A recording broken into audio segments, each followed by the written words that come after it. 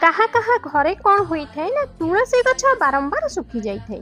जेते तुलसी गछ आनिक लगाइबे पुणी से तुलसी गछ सुखी जाए तो यार कारण कि आपण घरे किए किसी विद्या करुचे आपण उपरे तो एथिपाई आपण घर तुलसी गछ बारंबार सुखी जाउची तो एथिपाई चिंता करंतु नै आसंतु कौन करिवे जानिबा किंतु जानिबा पूर्व हे माता तुलसी देवी जे भी आपनकर एही वीडियो को लाइक चैनल को सब्सक्राइब करी कमेंट सेक्शन में जय माता तुलसी लिखिबे तांको घर को सुख शांति रे भरी देबे। जदि आपनको घरे तुलसी गछ अछि तो सोमवार दिन काहाकू भी किछि जणाइबे नै चुपचाप एही तीनिटी उपाय करि दियंतु।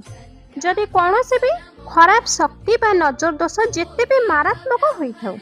किंतु से आपनकर किछि भी क्षति करि परिबो नाही। आपण सबुबळे खराब नजर सुरक्षित रहिबे एवं आपनको घरे सुख समृद्धि निरंतर बनी रहिबो। तो प्रथम उपाय सकाळ स्नान सरी तुलसी माता सामने ठिया